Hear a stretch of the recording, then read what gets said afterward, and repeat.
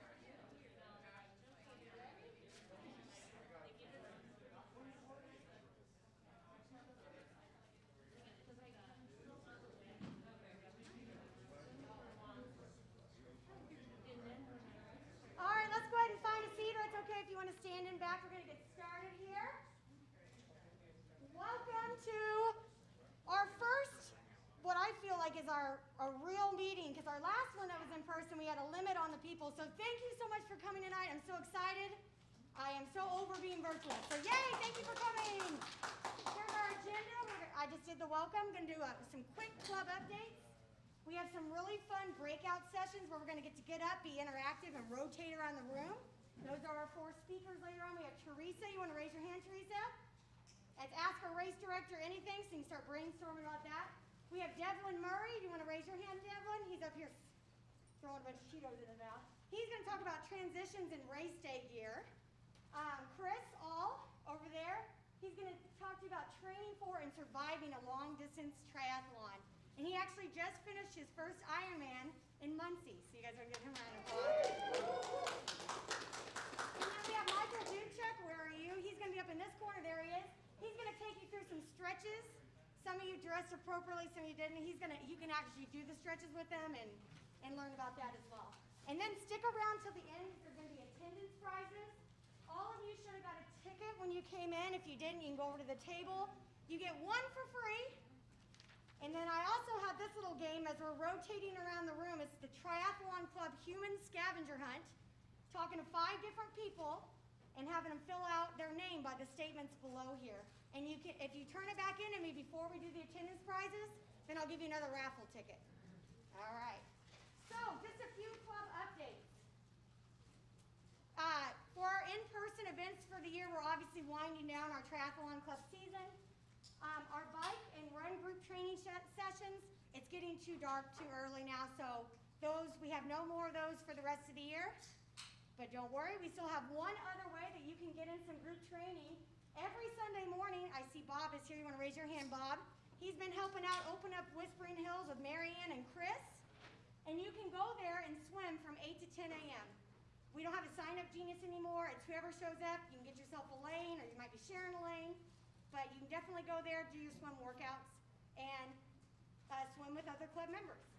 We do have a swim clinic coming up on November 7th. So that's actually going to be like a planned, trained clinic with Jennifer Meyer. She's one of our sponsored coaches with TriSmart. And I'm going to be there helping her out too, hopefully. So you can come to that from 8:15 to 9:15, and then after we're going to have some open swim. We have some social events coming up. End of the year dinner. We are having a party at Whispering Hills. I saw to be determined the time on, is it 6:30, Chris? Okay, 6:30 is when we're going to do that.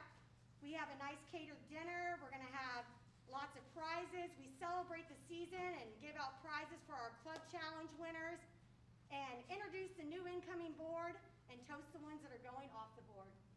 So it is up on the website now. We ask that you log in and please RSVP to that. We're usually loosey-goosey. We hope that more people would RSVP. How many of you RSVP tonight? No. So I know somebody, I didn't want to put you on the spot because it helps to know how much food we need to get. So please, for this one for sure, if you are going to come to that, and you can bring a significant other or whoever, a friend, whoever you want as well, please RSVP so we can get an accurate count on the food. And then, I would say, if you're new and never been, it's really a great thing. It's fun. You'll feel comfortable. We have tons of, that's when we have like the mega prizes. It's really fun. Yeah, lots of good food, lots of good friends. Our next membership meeting, this is the last one of 2021, so the next one is scheduled for July 19th here. January. Did I say July? Yeah, January 19th. Thank you. So this is my last membership meeting that I have to run, so can you kind of tell them what? No. So our other club challenges are finished for the year. The Colby Club Challenge and the Wilkerson Volunteer one. We're going to be celebrating that and giving out prizes at the end of the year party. We have another club challenge coming up, the Icy Iron. How many of you participated in the Icy Iron before? I have. It's really fun.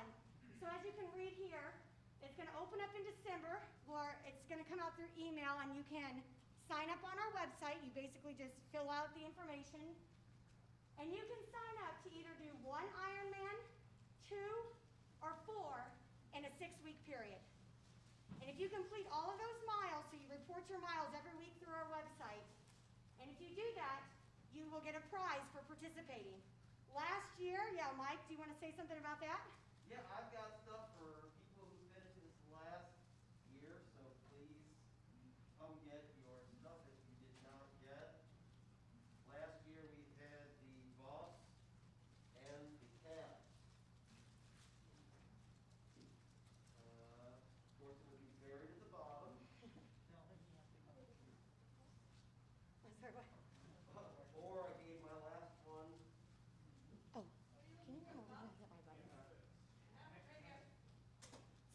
the prize from last year was a cap or those buffs. So every year we try to do a different kind of prize. So just for participating, you win a prize. So if you complete your distance in that, whatever you dedicated yourself to do. And then there's also prizes for who finishes it first, who has the most miles, things of that nature. So the first one is, the first one is going to start January 3rd. So just keep in mind, it's fun. It's a way to keep you active over the winter because, you know, sometimes it's hard in St. Louis to make yourself get on the trainer over the winter. So to get you ready for next session. Yes, Chris? So I'll just clarify. You're not signing up to do 4 contiguous Ironmans on Oh. Monday. Just so we're clear. Yeah. You have 6 weeks, so you can swim like 500 yards. Yeah, you can swim 500 yards one morning, then the next morning swim a mile. Like, you have 6 weeks, however you want to piece it together to complete the distance that you sign yourself up for. Or wait till your last 2 weeks. Or your last 2 weeks like I did. I was crazy and signed up for the quad. And I had to bike like 20 miles a day. My husband can attest. He's like, you're back on that train? I'm like, I don't know what I was thinking. All right, can you go ahead and flip the slide there? Keep it going. So thank you to all of our coordinators. We have a board, and then we also have coordinators that fill a very important role in our club. So we're going to go through them all, and if any of the coordinators that are here, they want to speak about their role and give an update, or I can do the updates for you. Mary Ann, I thought she was going to be here tonight, but I can do that update for her. It's Mary Ann here? Nope. So Mary Ann is our membership coordinator. So when you joined, you got to talk to Mary Ann through email, or so everybody knows Mary Ann. If you are a new member, you get a water bottle and a t-shirt, and that would be Mary Ann that you need to talk to. She is going to come later tonight, and she said that she's going to bring some of those. So if you're a new member that hasn't received that yet, make sure you catch her before you leave. So our renewals have started for 2022. So the way our club works is everybody's membership expires December 31st. And so then everybody starts January 1st. You get it for a full year. So if you sign up in February, if you sign up in July, you know, you get through the rest of the year for your membership. So if you are a new person that is contemplating joining our club right now, if you sign up now, your membership does not expire until December 31st, 2022. So you can take advantage of the rest of the year's end of the year party, that swim clinic. So the day you join is the day you can start accessing all of our club discounts, all of that stuff. So if you are a current member and you renew by January 31st, you will save yourself $10. So make sure you get on there. It's all through the website. It's open. It's working. I just renewed mine last week. So just the prices, $45 for an adult. A family, it's only $10 more. My whole family still have the little penguins running around. Those are my daughters. They're St. Louis Triathlon Club members. Over there. They're going to do their first one this summer at Newtown. They told me they're going to do that triathlon this year, so that's really neat. And then if you have any youth that want to join, that's 20 and under, that's $30. All right. A tradition with the St. Louis Triathlon Club is we like to get the new members to stand up and tell a little bit about themselves. So everybody in this room has done it before because they've all been a new member at some point. So what I want you to do, if you're a new member, I want you to, actually instead of standing up, you need to come up because we have a camera rolling right now. Sorry, no pressure. So come on up and just introduce yourself. You can talk about why you're interested in triathlon, or maybe you can talk about some of your goals, or if you've ever completed a triathlon, or whatever you want to say about yourself. Do I have any new members in the house? Come on up, yay! Yeah, come on. Nothing that you don't want to have shared on the internet. Oh yeah, you are on the internet. So come on up if you're a new member. This is a tradition. You get to introduce. So let's welcome our new members here. All right, so we're going to let Cheryl go first, so go ahead. So my name's Cheryl. I did one triathlon so far, and that was the St. Louis Triathlon. Talked to you at the expo. You did, I gotcha. Gina was great with telling me about, you know, this organization. So anyway, yeah, caught the bug. I got caught up in one accidentally, the Rookies and Rock Stars last year. I was out on the trail, and you know, people were cheering me, and I was like, what am I a part of? And they said triathlon. So I looked it up, started researching, and that's how I ended up in the St. Louis. Welcome, that's awesome. All right, Olivia, if you don't mind. Yeah, so my name's Olivia. My first one and only one I've done is also the St. Louis Triathlon.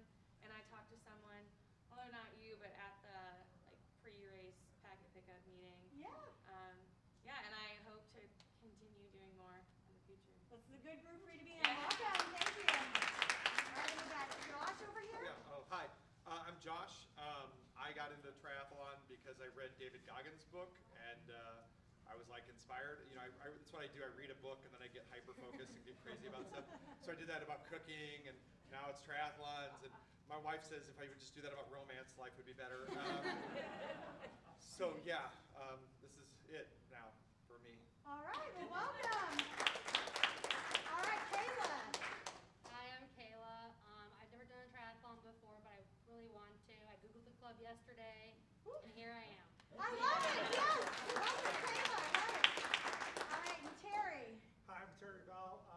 I've been following triathlon since like Dave Scott and Mark Allen since like forever, but couldn't swim, so never could do one.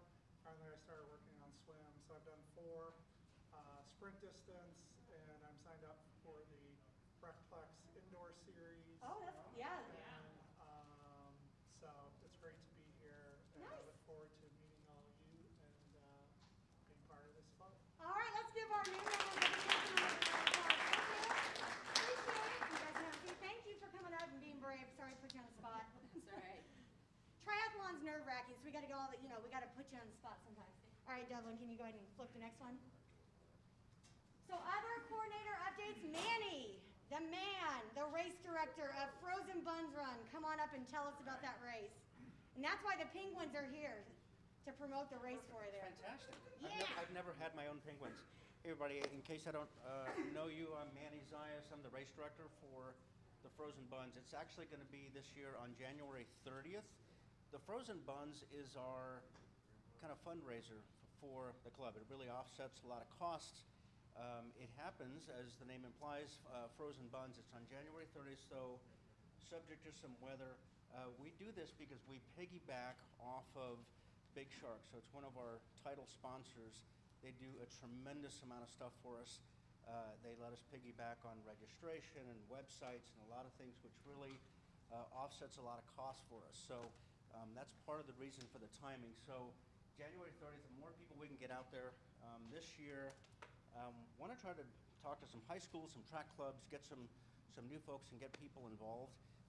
It is done in conjunction with the Nippy Niner, which is the actual race that is put on by Big Shark, and there's a lot of folks that do that, obviously. So we end up having a really fun time. I was kind of the co-director or some assistant, something or other. Last time we did it in 2019, it was a really good, fun time, good turnout. We had a lot of kind of fun food. The weather was actually really cooperative. It was actually very nice day. So Big Shark is going to be posting the link for registration. They said by the end of October. Right now it's on the calendar, but there's nothing, nothing to click on just yet. But more information to come, so look out for it. I hope you sign up. It's a fun morning. It's a great way to see everybody and just kind of get out there. So you need people to race it, and you also need people to volunteer, correct? Absolutely. So keep that in mind. If you don't want to race it, it's a 5K and a 10K still? 5K and the Niners. Oh, the 9, okay. All right. And we also have volunteers that run the race in the penguin suits. So if you have any interest in doing that, look at my daughter. No, you don't have to run a race in the penguin suit, that's all right. But we have that if that's something you want to volunteer for as well. So you want to? Okay. So Anybody have any questions for Manny about the Frozen Buns? What'd you say, it's a 10K and a 9 mile? Oh, sorry. yes, correct. 5K and 5K and 9. Yeah, the Niner is a 9 mile. Sorry, it used to be a 5 and 10, but now that we're with the Nippy Niner, it's Yep. 5K or a 9-mile race. Thank you. And I don't know if anybody would be brave enough, because those penguin suits are hot. I've ran in them before, and it is hot. But maybe for the 5K we can get Now, a few we have a runs. bunch of those suits. We have 3 of those suits. Wow, because I remember Tony Kirsting was in, he's like 6'8" or something. You can and, tell who he was. That seems like it would be a tough one to fit. Yep. But keep an eye out. It'd be a lot of fun. Would love to have as much participation as we can and bring a friend with you when you register and come and or volunteer. All right, awesome. All right, Thank you, thanks. Manny. Clothing, Lee is back there. She just wanted me to tell you that she's got stuff for sale back there, so you can go check it out. At the end of the meeting, we do have to be out of here pretty quick after, so if that's something you want, make sure you give her a visit. And she is working on 2022 kits. They are in the works, so keep an eye out for those for future clothing. Mentoring, Chris Romanowski didn't have anything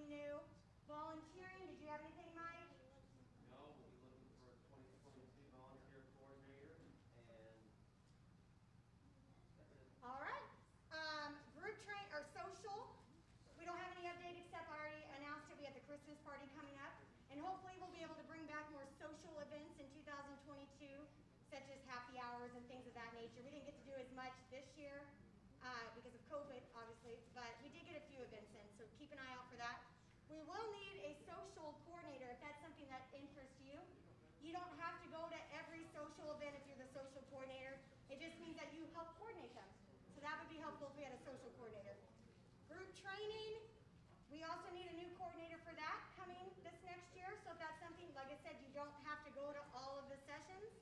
It's just someone to help coordinate those morning runs in Forest Park, those evening rides in Creve Coeur, Whispering Hills, things like that. So if you're interested in one of these coordinator positions, definitely see me after the meeting and we can get your name, and it'd be awesome if we had some new blood in there. Icy Iron and Communications, I already gave you the update with that. Website, did you have anything, Erwin? I didn't get to, nope, okay. So I just wanted to tell everybody that as a coordinator, thank you so much. The club, COVID threw us for a loop, and I think we did a phenomenal job navigating that and keeping it going. So thank you to everybody that's helped make that happen. One last thing, we have the board elections coming up. Mike, did you just want me to say that, or did you want to go for it? All right, go ahead and pull them all up. So, every position is available. We vote every year for a new board. So, if you are interested, you can self-nominate, or you can nominate a fellow member that you think would be good at those positions. Every position is a year position except for the president-elect. Because you're the president-elect the first year, then the second year you get to act, and you just kind of sit in on the board meetings and learn your role. So even if you're a newbie, you can even be the president.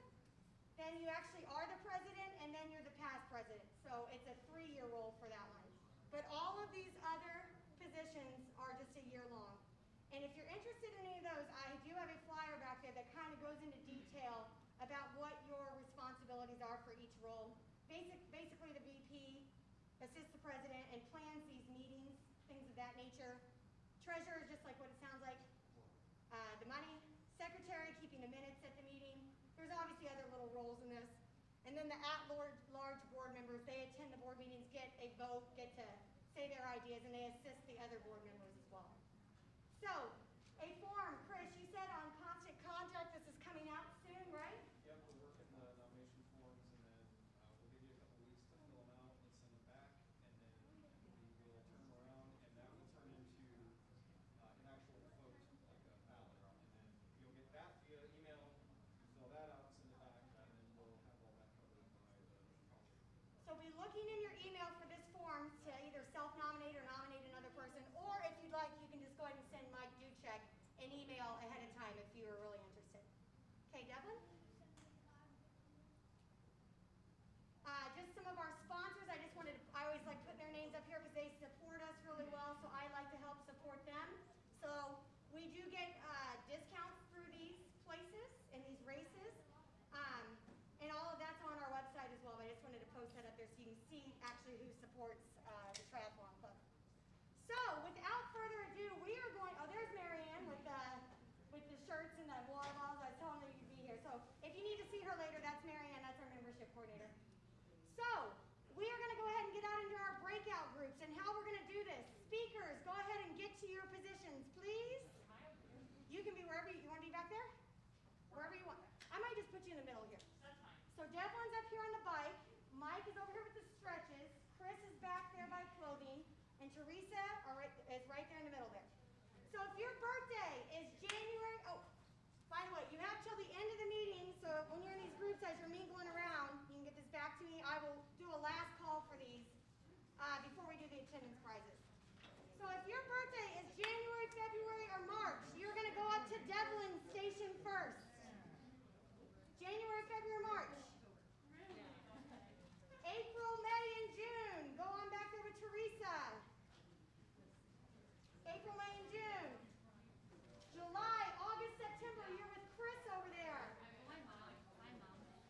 In October, November, December, you're with Mike first.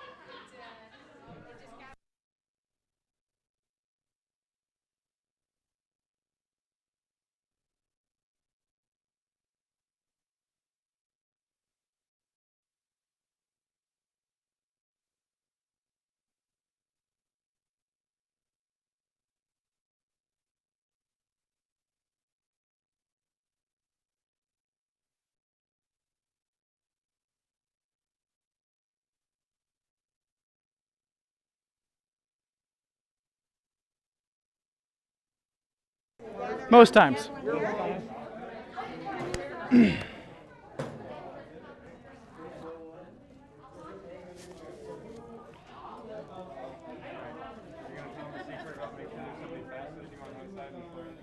So you always have double the space to get your bike on and off? Oh.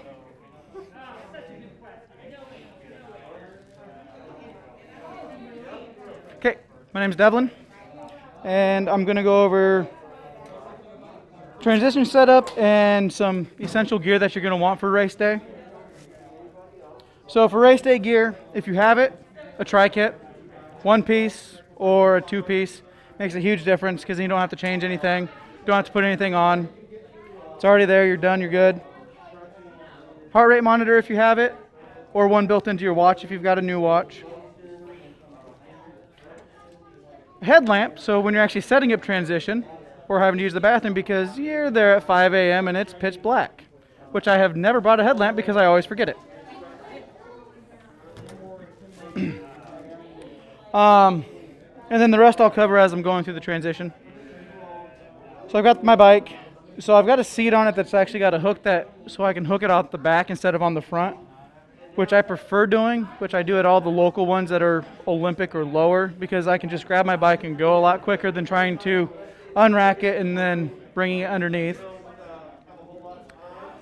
It's just a road bike. I've got aero bars. Aero bars make it a lot more comfortable and a lot more aero, so you can go a little bit quicker, easier.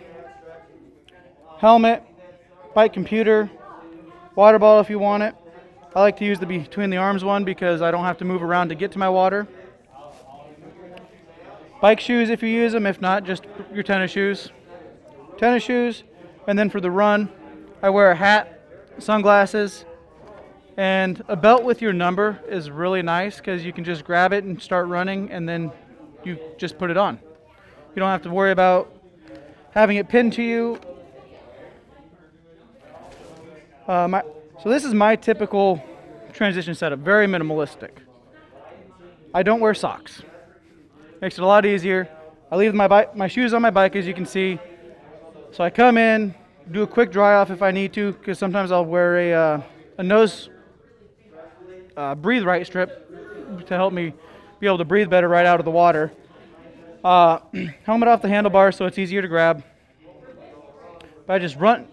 The quickest way for me is I just grab the bike and start running out and then jump on it while I'm going and then stay on top of my shoes for a while until I get going, and then I can slowly put my shoes on and then strap them down. Coming back in, it's the opposite. I take my feet out of my shoes the last quarter mile and then I jump off the bike and run it in. Usually I pick it up and carry it because my shoes are dragging and it's just easier to pick it up and carry it for me. These are newer shoes and I've only raced in them twice, but I have worn socks with them. And if you are going to do socks, to make transitions easier, have them mostly rolled all the way up so you can just slide them on real quick, because having wet feet does make it difficult to put the socks on. So whether you're going to do it with your bike shoes or with your running shoes, you're better off just having them all nice and rolled up, sitting on the shoe, ready to go. So the half that I just did earlier this month, I actually had a piece of gear that I forgot to talk about. Body Glide. Stuff is amazing. Keeps you from chafing. I actually prefer the Body Glide for her because it comes with essential oil or moisturizing balm, which I noticed makes a huge difference from the blue one. So when I get out of the swim, I'll coat my feet real quick if it's a longer race. If it's a shorter race, I'll do it before the swim and hope it stays on there while I'm in the water. That'll help with any chafing I might have on my shoes, especially the running shoes because I typically don't wear socks when I do Olympics and below. But I also train with no socks on all my biking and some of my running leading up to a race. Towel to dry off if you want. I kind of just use it there to knock off any big chunks of rock or sand or grass before I get on into the bike. Let's see. So T2, so coming back in from the bike, I rack my bike as fast as I can, take off the helmet, hang it on the bike, put the shoes on as fast as I can, and I will usually just grab this stuff and then I run out. Hat, sunglasses, and belt can all be put on once you're on the course if you're trying to shave off as much time as possible, because as Mr. Bill Sanders will say, transition is free time. And for the sprints, super sprints, and Olympics, a couple seconds is all the difference between possibly podium or just getting another spot higher in the finish. Let's see. Do you guys have any questions? Okay. So sprints and super sprints, my nutrition is water because I don't need it. I did my first Olympic this year, and I did have an hour's worth of nutrition on the bike, which I've got an Aero water bottle holder that I've already taken off because I'm done racing for the season. I don't need it on there anymore. So that one I'll mix with I put roughly an hour's worth of Infinite. It's got a little bit of protein, and it's got some simple sugars and some more complex, slower digesting sugars for on the bike. In that, I try to drink it all within the hour, okay, but I also play it by ear depending on how hot it really is and how much I think I'm really sweating and losing. For the half that we did earlier this year, I put 3 hours worth of nutrition in that same bottle, so it was really highly concentrated. So I just tried to take a huge drink about every 15 minutes, 20 minutes on the bike, wash it down with a couple big gulps of water, and then just keep going. So while I was on course, I only ever needed to grab 2 bottles of water while I was out there because I had all my liquid nutrition. On the run, for the half, I had a bottle mixed with 2 hours worth of nutrition for the run, and then at the aid stations I'd get water, and that I wore in a waist pack with it situated right behind me, nice and tight, because I don't like holding stuff. For me that worked pretty well. And again, I used Infinite this year. I liked it. It was easy on the gut, and I did a custom blend so I can have it really light flavored because I don't like it being too sweet. And it actually was really salty tasting, which I'm okay with because sweetness just starts really gumming up my mouth. I'm actually going to play around with different nutrition probably early next year to see if I want to keep doing the Infinite or move to something else. I do liquid. I don't do any solids. For me, it's just easier. I don't have to chew it, and I've had bad experiences with goo before later on in the day. I've taken one on a half marathon before, and a couple hours later, my gut was tore up from it because I either had too much nutrition or not enough water to help dilute it later on.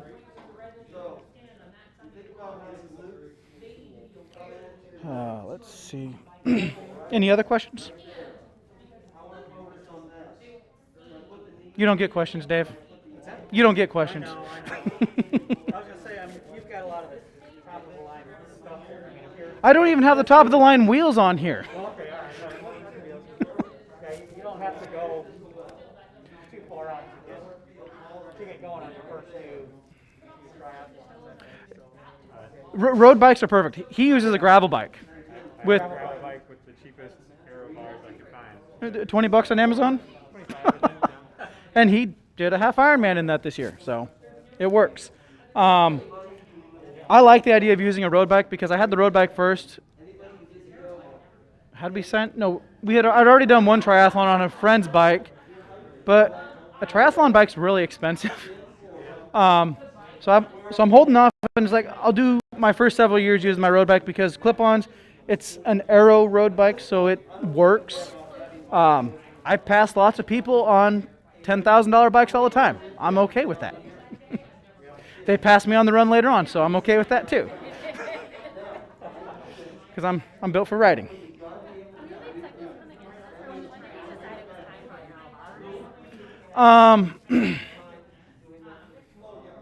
My third race. So the first friend's bike because he talked to me, hey, you want to go do a try? I was like, sure, I can fake this. And it sucked and I hated it and I thought I will never do this again. Finished it and about 5 minutes later I was like, oh, let's see when the next one is. After that, I did. Another one about the same distance. No, the second race, because as soon as I bought my bike, I bought a set of clip-ons from the bike shop as well. So once I put the clip-ons on and did a couple tests, I'm like, wow, this is a huge difference in perceived effort versus how fast I'm really going when I'm on the hoods versus when you get down there. It's more comfortable, and you don't have to get the name brand that are $120 to $200 for clip-ons. You can get cheap ones. The screw might strip out, then you just grab a bolt and bolt it on.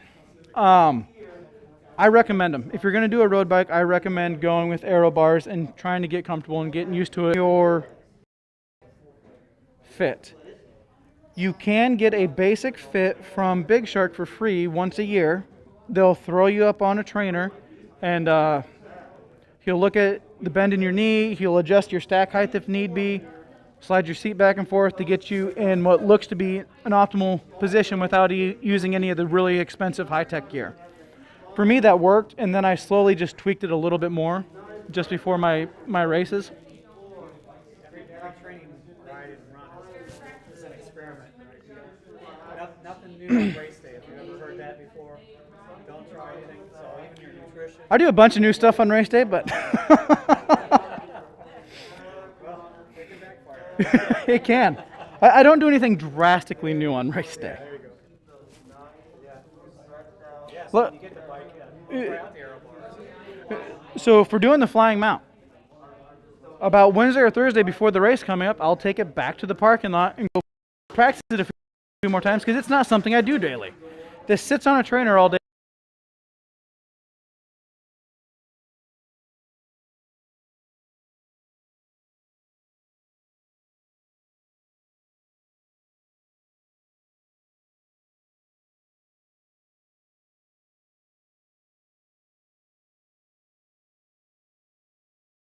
I can keep going. I just did my first try Olympic distance try this year, but I've been training for a year and a half.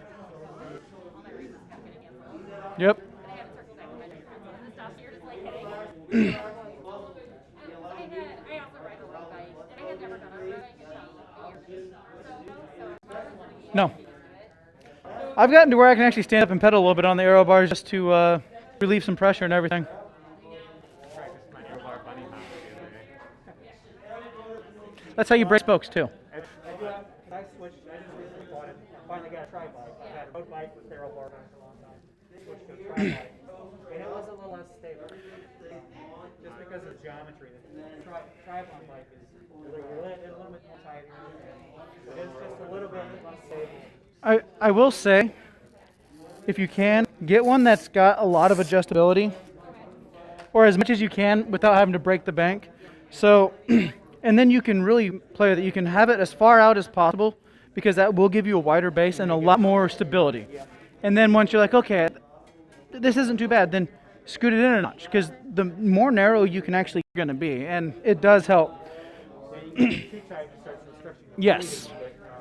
And I've actually noticed when I on the trainer when I go into the aero bars, my heart rate drops a good 5 to 10 beats.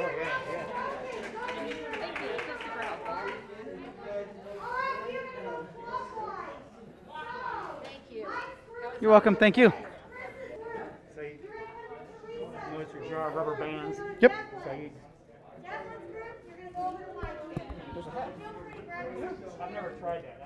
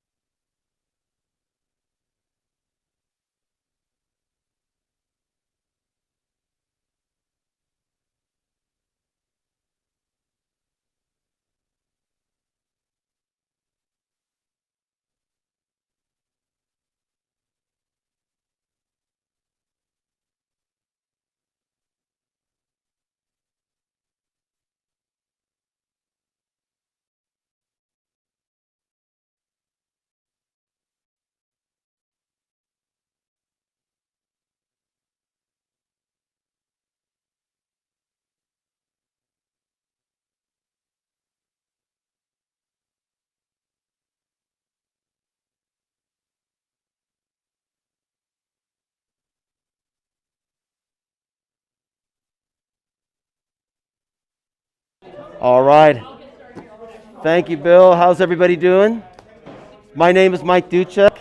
I'm here to talk stretch, and I've got a question. How many of you, before you go for a run, get a pre-stretch in? All right. So I've been involved in martial arts as a student, as an instructor for many years, and I've seen the good, the bad, and the ugly when it comes to stretching. I have seen static stretching before class where students have gone to kick and they get their kicks up and there's a big... I've seen at least 3 students severely injure themselves from static stretching without warming up. Stretching is very important, but you've got to do it right. So I'm going to talk a lot about form and breath. But first I want to talk about the minimums. Minimum pre. So before a race, before a run, before anything where you're going to be really active, I believe dynamic stretching is very important to get those muscles warmed up and to make sure you get a good blood flow down to them. So I like putting the hands up, elbows down, and you've seen leg swings, stiff leg swings. It's stiff and it's from the hip. So looks like this. We're straight on. We're keeping it very stiff, very stiff. So we're here. How many of you do? You know, it's going across for the stabilizing muscles here and up in those hips. Feeling this here. So at very minimum, that's what I would do before. For after, how many of you all stretch right after you do a long run? So you know that's the most important time, right? So we've built up our lactic acid in there. It's good to foam roll. But that stretching is going to give us the flexibility, that range of motion, and it's going to help us prevent injuries. The muscles need to be stretched. And after a run, if I have very little time, just a real quick, I would put my leg up on a railing or whatever. I'd be stretching the hamstrings. I'd work on the quads by putting these up. And I'd be working on the calves, right? In here. Now, these are minimum things that kind of help us avoid the injuries. And when it comes to the flexibility,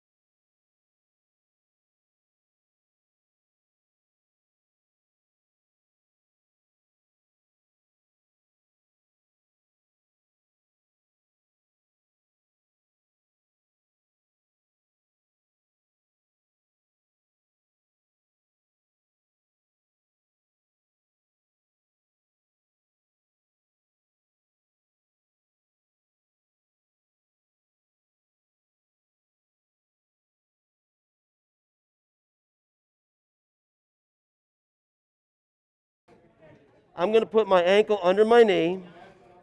And when you start out, it may be best to have the forearm up against the quad here. And you're going to lift up to here. Now, as you get more advanced, you may want more room. here. And again, I'm keeping my forearm on my quad here. And when I get really advanced, I want to make it as long as I can from my ankle to this shoulder. So I'm going to be here. And no matter what position I'm in, I've got to be able to breathe deep.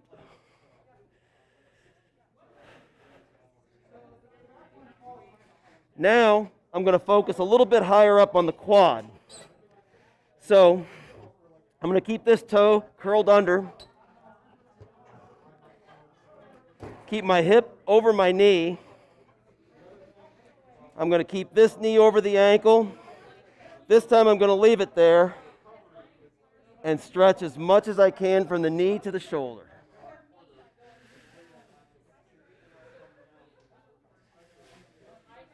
You'll feel that up much higher.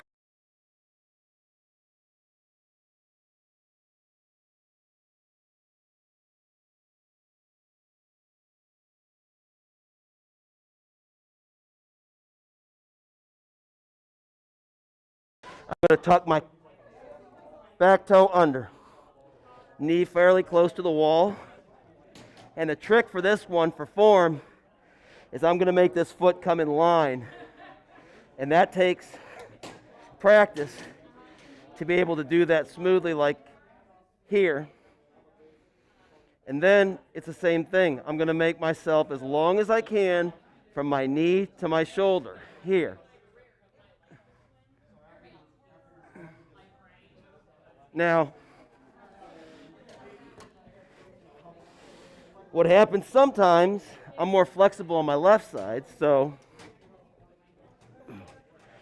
my foot's going to get wedged into my sitter here, but it's the same thing, just trying to get as much length as you can from that knee to the shoulder. Now, every time we run, right here. So in this stretch,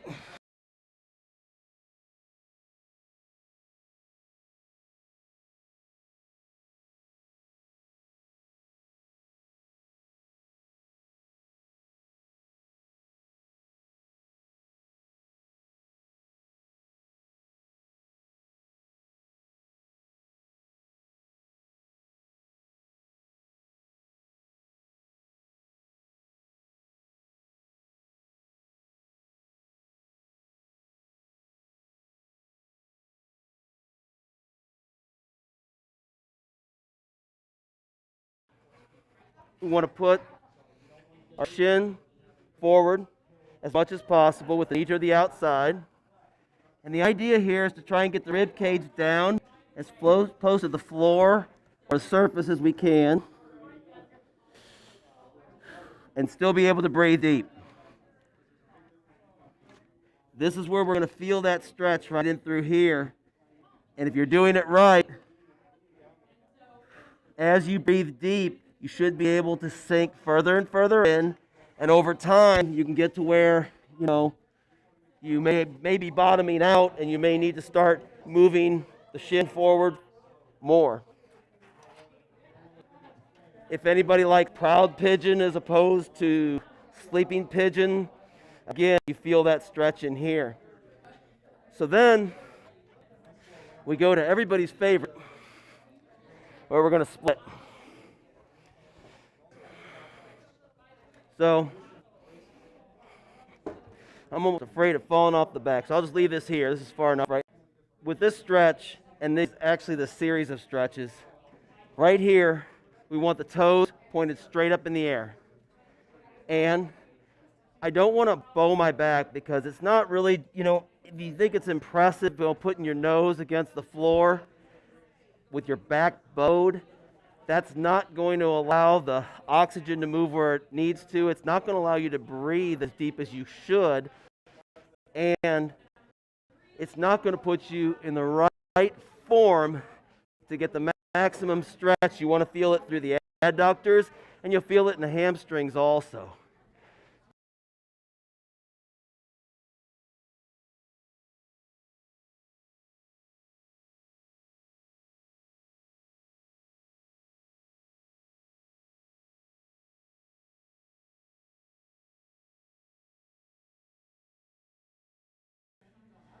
Again, being able to breathe deep is the most important part of these stretches.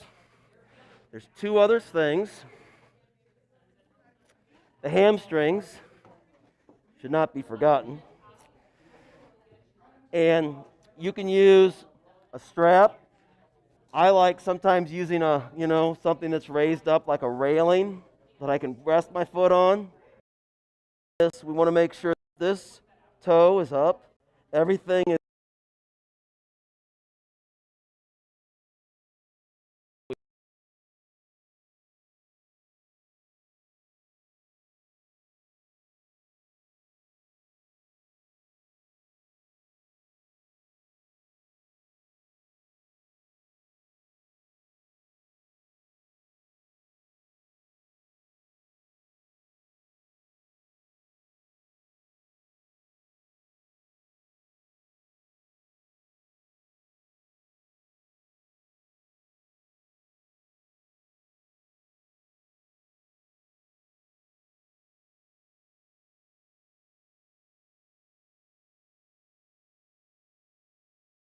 get a good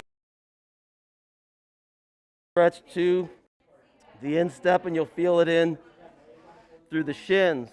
And then you can also go into a child's pose. But again, keeping the back arched and making sure that you're breathing deep. And after that is a really good time for a rest and relax everything. So that would be a main event for me. Something I would like to do every day. I try and do it most days of the week. And it's something you could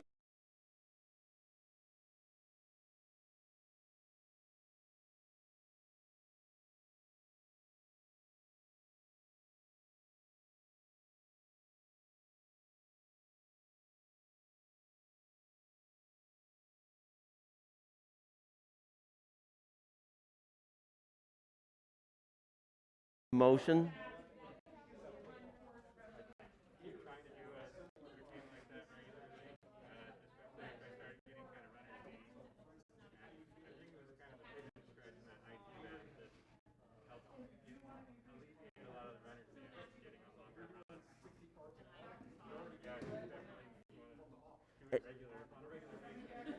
And did you do a lot of foam rolling?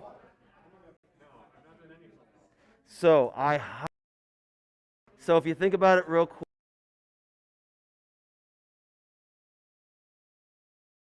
and strength training, you want to tear down the microfibers, build them back stronger than before. That foam rolling to get the excess lactic acid loosened up and get the adhesions out of the muscle fibers. And then you're really going to feel loose and free. And the stretching, of course, to actually stretch those muscles, help increase that blood flow, and allow the oxygen and nutrients to reach the muscles. And wow, I tell you, I started doing this particular and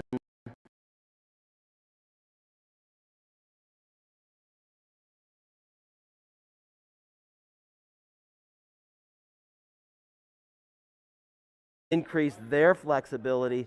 I wished I had these tools, all these years to share with others that I think are a big help in increasing that. So I hope you all get a chance to try some of these things out. If you haven't, have any of you, or all of you yoga? You've tried yoga before, and because that is really a big help too in getting relaxation, increasing that range of motion. And of course, meditation's another good way to get that deep breathing, get the relaxation, and help get the body in the best performance condition it can be in. So hey, thanks everybody, I appreciate it.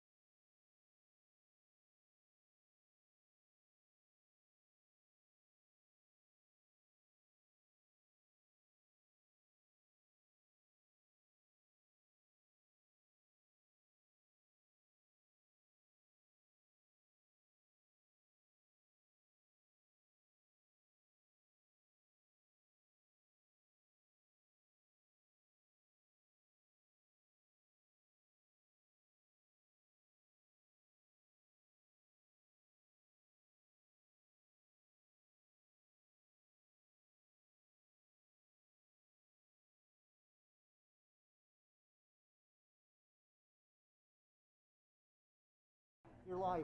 You're world famous. Okay, thanks. Do I need to go to Make Shining? Yeah. Okay, so you guys can hear me okay? I know it's been kind of loud the last couple panels. So I'm going to talk about long distance triathlon. So long distance being anything above an Olympic. So Olympic is kind of the long side of a short, let's call it. So I have a couple tips and tricks, a couple things if you're planning on doing a half or a full that can definitely help you out. So I'll run through a couple of the things that I use personally. I'll tell you what's good and bad about them in a way that you should be able to get through a half or a full if you decide to do one. So let me preface that by saying, usually when I say half or full, eyes gloss over, people start sweating.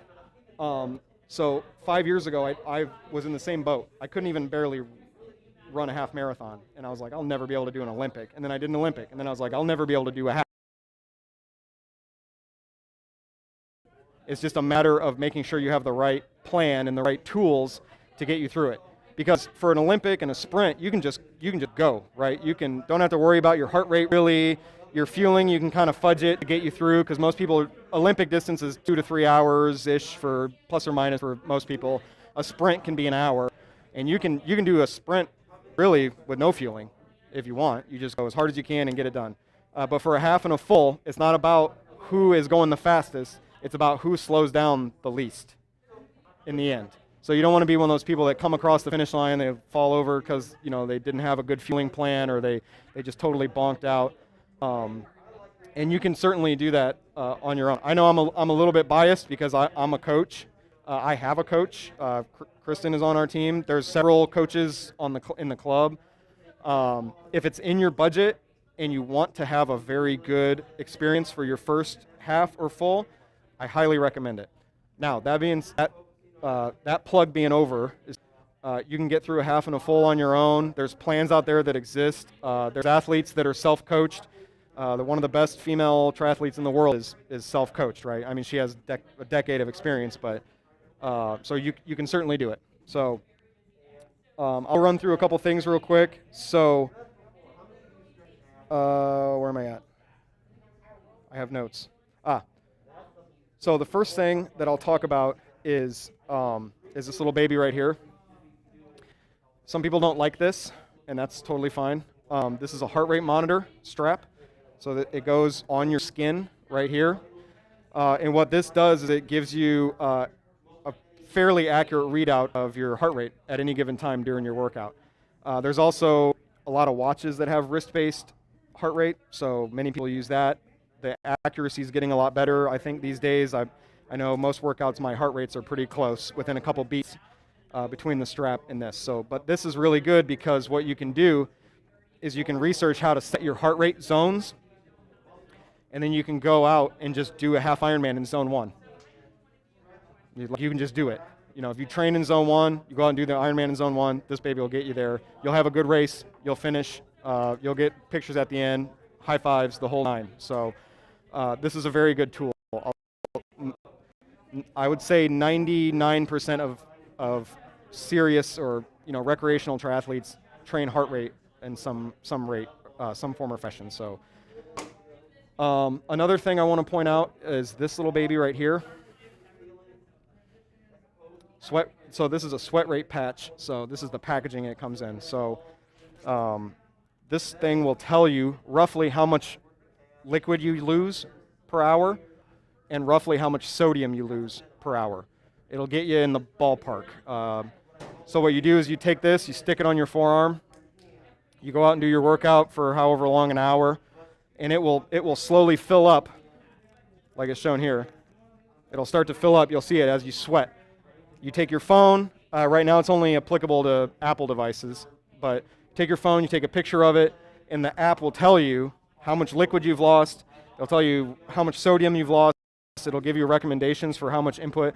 So really, if you just put that back in your body, you're in pretty good shape, right? Because really all you have to do is replace what you're losing during your race. So that'll get you there for electrolytes and fluid.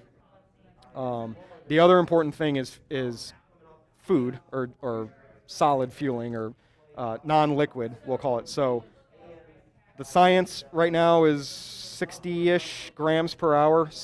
Some people are pushing 100 plus grams of carbohydrate per hour. But if you get anywhere in there and you can tolerate it, you'll be in good shape. Another thing is when you're hydrating, one trick that we use is we drink Gatorade. Gatorade has carbohydrates, it's got electrolytes, and it coincidentally has water. You don't necessarily need to fuel with water because water doesn't have any of that stuff in it. You'll have to consume twice as much food to get the same carbohydrate intake as a bottle of water or a bottle of Gatorade. So if you put all that together, you figure out how much, and you don't have to have a sweat rate patch, by the way. You can go do you can weigh yourself before a workout, go do it, weigh yourself after. You can kind of, figure out roughly how much you lose, and then practice during training, and you can get there. Another thing is that I will plug is recovery. So this is a very underappreciated, underutilized fourth leg of the triathlon training. I know I'm not great about it because sometimes you get done with a workout and you're just like, I'm ready to shower, I got to get to work, or I got a meeting or whatever. You don't have time to do it, but it's really, really, really important, especially as we get older, to do recovery after your workouts. So I brought a couple of the things that I use. This is a foam roller. There's like a bajillion different kinds of foam rollers. I don't think really any are any better or worse than others. Some are long, some are short. But this is a really inexpensive piece of equipment. You can just roll your muscles out, roll your butt, roll your legs. Very good. This is another thing I use. It's a foot roller. It looks like a medieval torture device, but this one's full of water, so I keep it in my freezer. And after my long runs, I just sit at my chair and just roll my feet on these. Some people use a lacrosse ball. That's kind of a tried and true. You roll your foot on a lacrosse ball. You can use a lacrosse ball, put it on your back, and roll out sore muscles with it with your body weight. That's another piece of equipment that people use. Something that I've been using recently, kind of on the slightly more expensive end, but this little baby right here. I kind of wish they were sponsoring me because I tell literally everyone to use this. It's a Theragun. It's a percussive massager. So after my long runs, I just kind of give it one of these. There's a guided workouts on the app. So I just work it out, work my calves, work my back, my arms and stuff after my swim. So that helps relieve some of those tight muscles, helps move some of that lactic acid around. And so the reason recovery is so important is you want every workout to be just as good as the workout before it. So if you have a long ride, let's say a really hard ride on a Thursday, and you go do a long run on a Friday, if you're still sore from your bike ride from the previous day, your long run on Friday is not going to be 100%, right? You'll start to feel aches and pains, and you're just not going as hard as you can. You're just not going to have as good of a quality workout.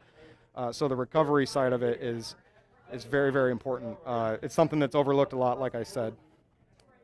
So the other thing is, I know I made my plug about coaching, but there are coaching plans available online. You can go to Training Peaks has coaching plans. You can buy one-off blocks of training plans from people. So you just have to make sure, if that is a route that you're going to take, you have to make sure that the training plan is quality. You have to make sure that the workouts are proportionate to the race. If you're doing an Ironman, for instance, your swim is an hour and a half of a 15-hour race. You don't want to be doing 2/3 of your workouts swimming. It just doesn't make any sense. So you need to make sure that your workouts match your race. You also need to make sure that you're training for the environment that you're going to go participate in. So if your dream is to go do half Ironman St. George, that's fine, but it's going to have 3,200 feet of elevation gain on the bike. You probably don't want a training plan that doesn't incorporate any kind of intervals or hard climbing skills, right? Same thing the other way around. If you're doing a really flat race, for instance, Indiana, and you're training you're training out of the saddle a lot, It's going to be really different when you go get an aero position and you don't get out of aero for 7 hours and you go to stand up, you're going to feel weird, right? So you just want to make sure that your plan matches your expectations and it matches your race. You also want to make sure it matches the environment that you're going to be in. So if you're training in St. Louis, for instance, a lot, and you're about to go do a race in Steelhead or one of the colder races, you need to think about that as you're training, that things are going to be different. They could be different. If you're going to go train Arizona, if you're going to go race Arizona, not a lot of humidity in Arizona. It's going to be a lot more humidity here than it is down there. So you just need to think about the logistics of the environment that you're going to be in for your race. So let me see. I think that's pretty much my pitch. Any questions? Any questions at all? Just about racing? I did? Thank you. I tried to squeeze it in as fast as I could. I like to have props because then I can show people what I use. So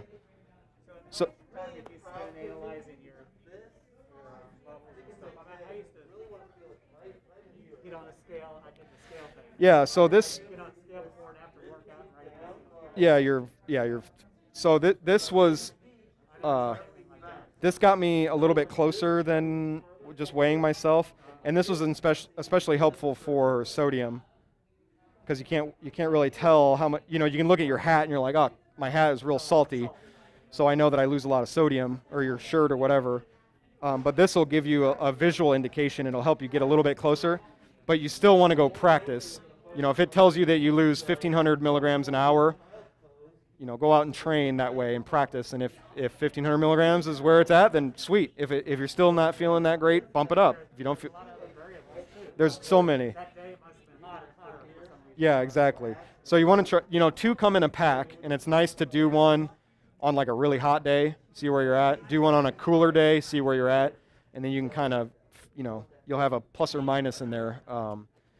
For your hydration. So, I mean, it was certainly helpful, and it is nice to see a visual indication of how much you're actually losing, because otherwise you're just like, I think it's in 1 bottle an hour, and so, but like I said, even though I did my coaching plug, I'm on the Facebook group, my email's out there on the website.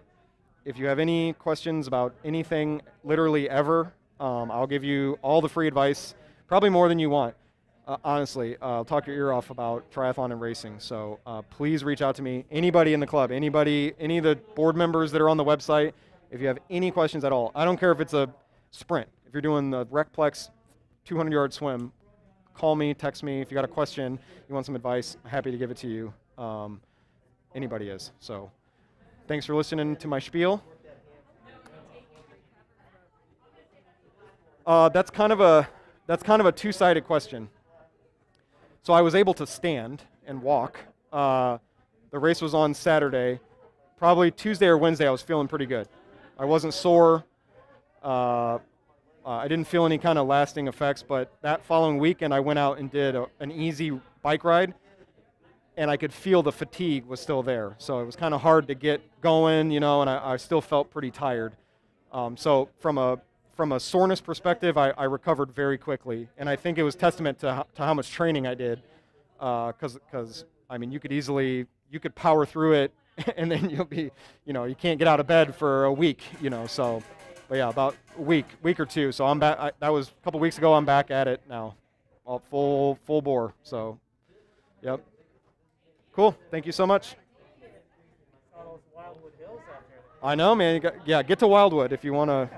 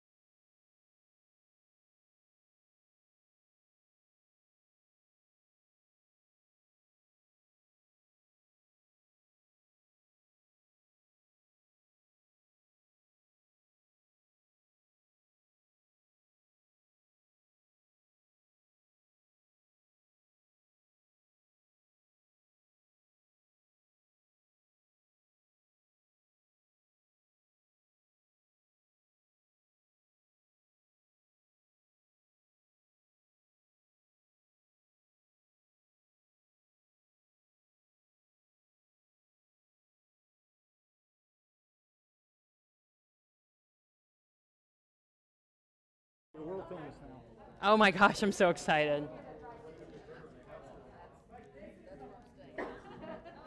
Alrighty, everybody. So those of you who don't know me, I am Teresa. I have done the race directing for the Sunset Hills Tri for 4 years, and if you're not familiar, Sunset Hills is a small community, South County-ish, and we do a triathlon that on our good year is like 280. We've come really close to getting to 300, but have not quite hit it. And what Gina asked me to kind of do was, she thought it might be interesting to like get inside the race director mind and like, are there things that we want to tell you guys that we might not get the chance? So the biggest one, and this is funny because I had someone like co-directing this year with me, and I said to him, what would be the one thing that you would say to people? And we had the same thing. And Bill, you'll appreciate this too. I was hoping you'd be around for this just this little piece. Number one thing, look on the website for 5 minutes when you have a question. If you can't find the answer in 5 minutes from the website, then email. But before you do that, it's probably on the website. And while we love talking to all of you, we overload the website with information for a reason. It's probably on the website. So rather than you sending an email and waiting for us to get back to you, take those 5 minutes and look on the website. The other thing that's like the bonus point thing is check out the Facebook page. So not necessarily this past year because I wasn't in the same role, but the year before that, before COVID-19, we did a lot of videos. We did videos of like how the serpentine swim worked. We did a video where we interviewed a volunteer. We did an interview where we interviewed a participant. We showed the big, huge signage that we were putting up on the bike course. So there can be a lot of information on a Facebook page too, and it's all there for you. So seek out a little bit, and then feel free to send us an email. We love you all. We want you all to be comfortable. We don't want you to be panicked. We especially don't want you to be panicked when you start going in the water. So our pool is fairly safe in that there's 4 lifeguards and shallow ends, and the chances of you having like a water emergency are pretty low. But in an open water situation, you really, really want to go into the water as calm as possible. So just a side note of like other triathlons, I'm mostly gonna talk about this one and things specific to this one, but that's another thing another race director would definitely want you to know. Try and go in calm and as level-headed as you can. I try and keep like the start atmosphere really light, because I want you to stay calm and I don't want you going into the water nervous. The other thing that I can't say enough is we love you all. Like, you are the reason we are there, but it's tough to sometimes have that come across for a couple different reasons. Number one, on my good year, there's 280 of you. This particular race takes 80 people between volunteers, paid staff, other volunteers, police, the Boy Scout troop that's running the water station, the ambulance. It's 80 people. So that's like 360 people who, it's real obvious when you're at the race who's in charge. So if a third of you have a question, you're gonna have a question in like a 30-minute time period. So that means I have 4 seconds to answer everyone's question. So don't be upset if it looks like we're not having the best day. We really do love you all. It's just we're very busy. And some of us have learned how to delegate things out, and like you can go and ask at the tent and chances are the person will know the answer to the question. But I have one volunteer who's been there 6 years now. She's volunteered longer than I have, and every year she forgets the answers to the same question because it's one day a year for her. She forgets how much you have to wear the race number, like do you need to wear it the whole time, and she forgets which ankle the timing strap goes every year. And every year my volunteer who writes the body marking forgets if she's supposed to put it on both arms or one arm, if she's supposed to put something on the calf every single year, because one day of the year, and then they forget, which is totally fine. It's not their life. They're not consumed by it. The other thing that I think other race directors in the area would appreciate me telling you is that there's a reason why all of our costs for racing is so different. So Sunset Hills is like dirt cheap in the triathlon world for St. Louis, dirt cheap. Like $50 and you get a great shirt, a nice size, like 4-inch medal. There's awards, there's a good post-race vibe, lots of volunteers and paid staff. It's a good value. But we don't have the expenses that a lot of other area races have. So insurance is like the biggest one because we're a municipality and we already have this gigantic insurance policy that covers all the parks and all the staff and whatever. We're not paying tens of thousands of dollars for insurance that day, like a St. Louis Tri has to. The other thing that we're not paying for is road closures. And we don't also have the stress of getting road closures. So literally, my director will call up somebody at MoDOT that he knows and say, hey, you know that whole triathlon thing we do where we got to close a lane of Lindbergh? That's happening again, is that cool? And the guy goes, yeah, send me the date and an email. And that's it.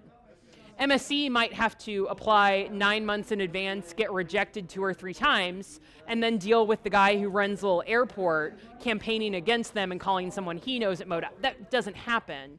And they're paying some ridiculous amount for that big road closure. Now, their road closure's bigger going down 141 than what we have to do. We just close a lane of Lindbergh for a couple hours. But that cost is different. The other one is police. So, and that changes municipality to municipality. So Sunset Hills just views everybody as staff, and everybody needs to put on an event will be at the event, including police. St. Peter's has to pay for every police officer they use for their race, so that has to come back to you.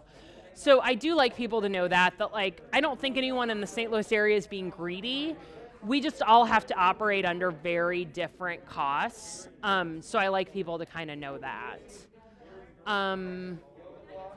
Questions at this point? I'll tell you a couple that other people had.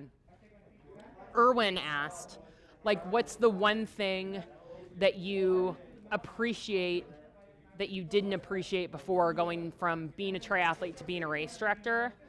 And my answer to that was the volunteers, hands down.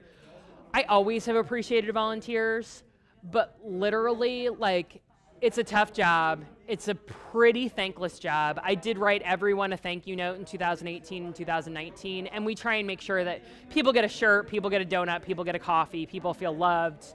I try not to hug people because I'm so disgusting that day, but volunteers, like, it just can't happen with just me. It just can't happen with just me and some police and the other people on staff. Like, it is crazy, crazy, crazy the amount of people that it takes to put on a race, and that has to happen with volunteers. So that's one thing that, like, I've always been good about thanking volunteers, but now I'm trying to be even better because they're just not getting much out of that, in my opinion, other than that satisfaction of helping.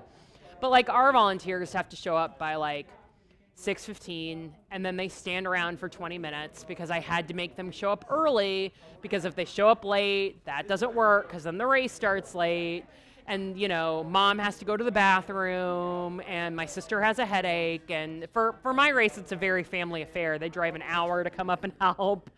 So it's a long morning for them. And they're very appreciative but of my appreciation, but it's a tough, tough job.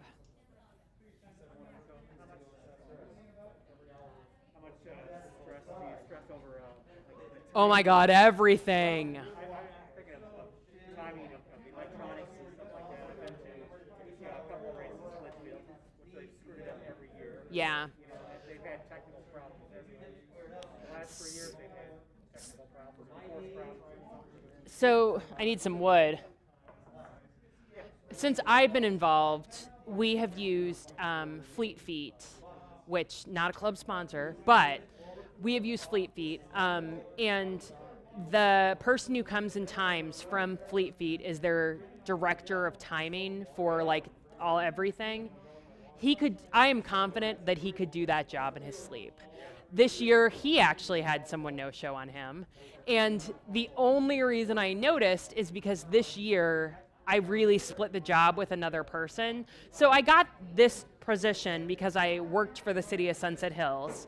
And I was a triathlete, so I'm like, you gotta give me this event because like, it will just drive me nuts to have anybody else do it. And they're like, oh yeah, it's like the worst one, you take it.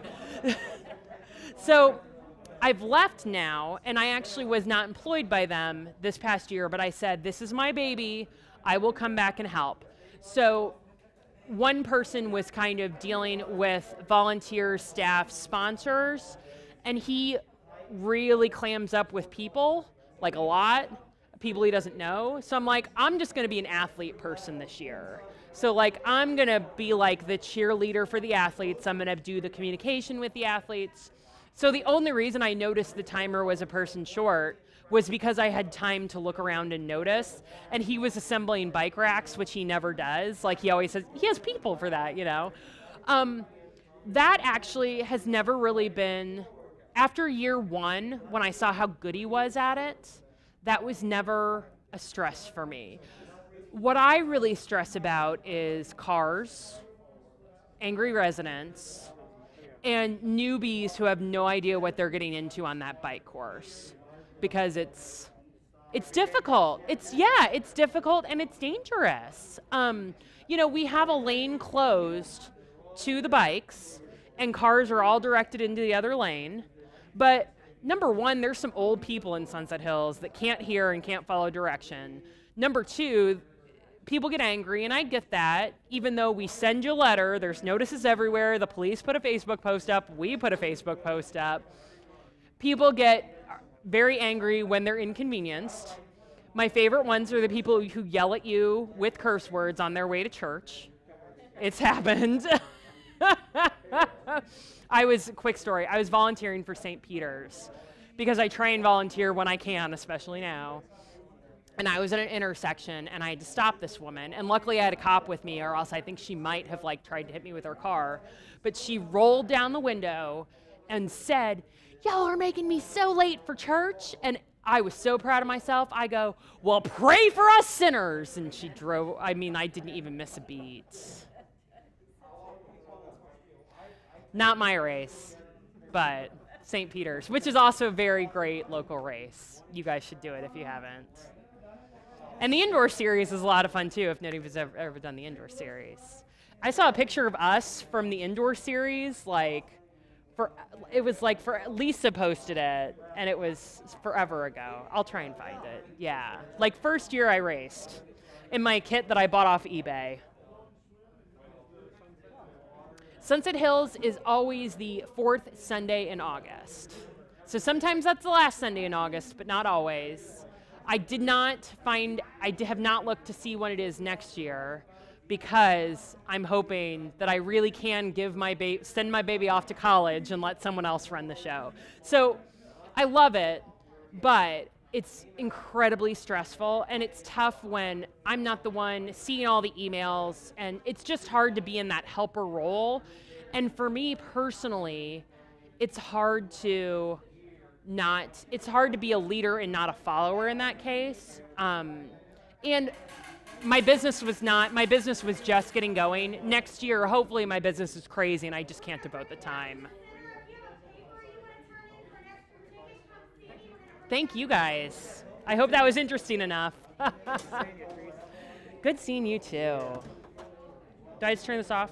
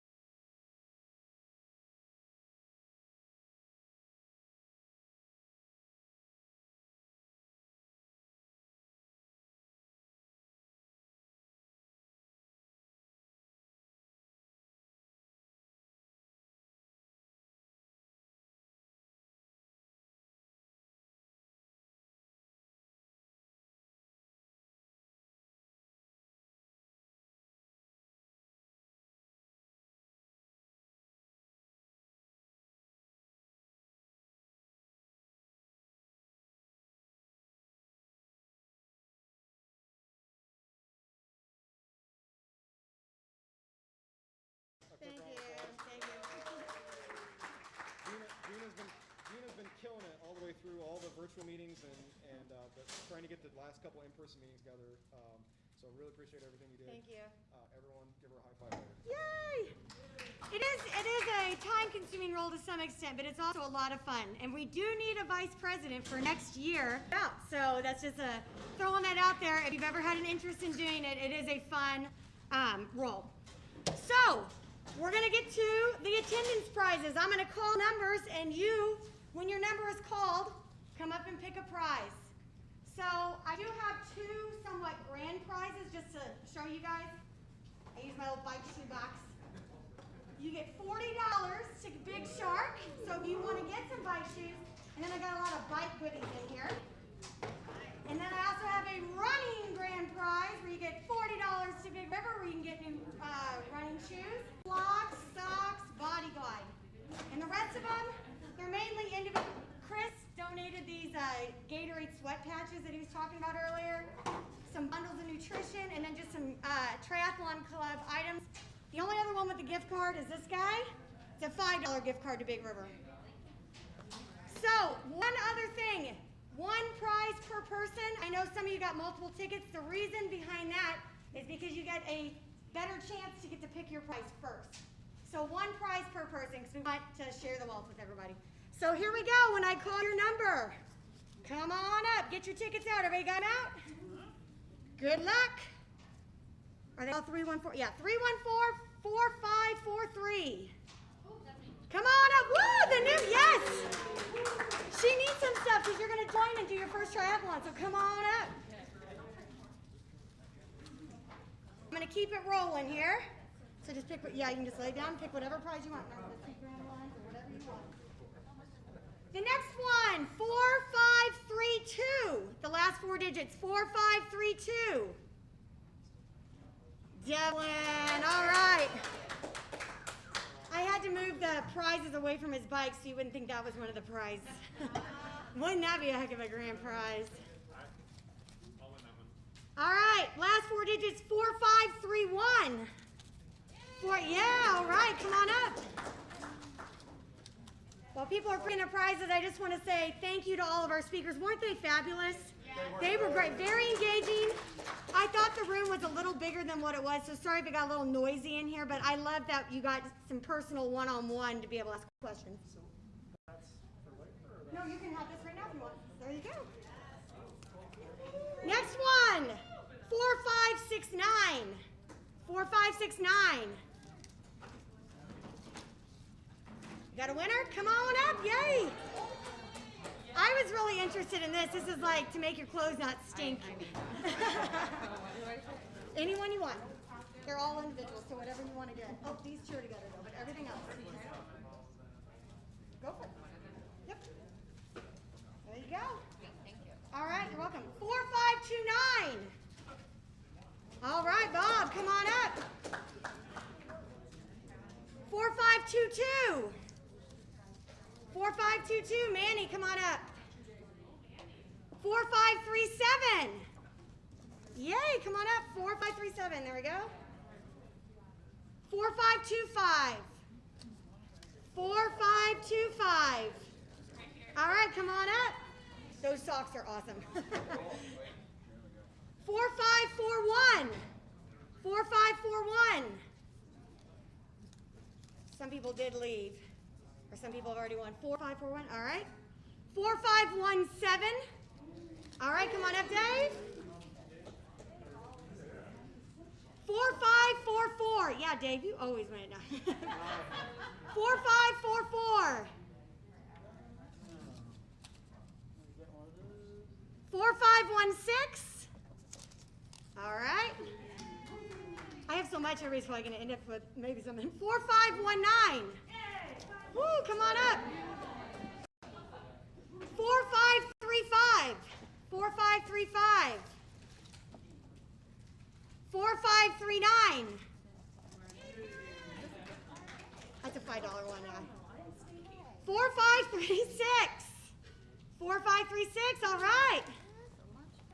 I love that. My husband takes it every day to work. 4570. 4570. 4550.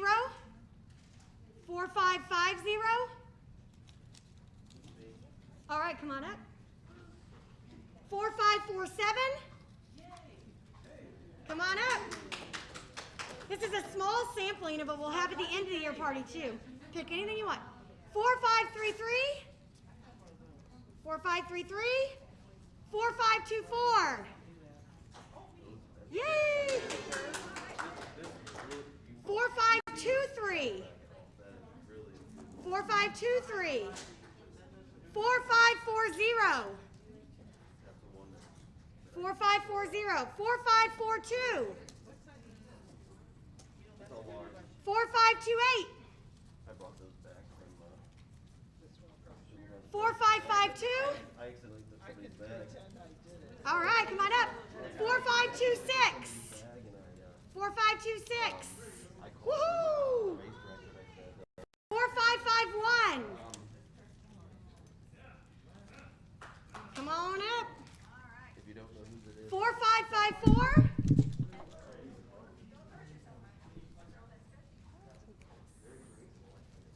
That's a shirt in there. 4568. 4546. 4545. You need this. Oh, you're fine. How many people have not won a prize? 1, 2. Anybody else that has not won a prize? 1. If you've not won a prize, I think raise your hand real high if you haven't won a prize. 1, 2, 3. Oh, I got more. Sorry, hold on then. I got more. All right. 4, 5, 6, 7.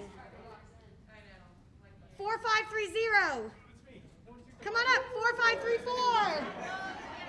4, 5, 3, 4. All right. 4, 5, 3, 8. 4, 5, 7, 1. All right. 4, 5, 5, 6. Somebody's really unlucky. 4, 5, 2, 0. 4, 5, 2, 7. You're good? All right. 4, 5, 1, 8. Woohoo!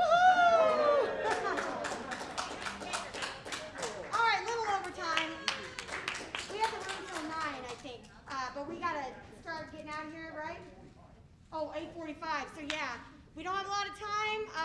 Thank you for coming. I appreciate it. And we'll see you in January or at the end of the year party. So any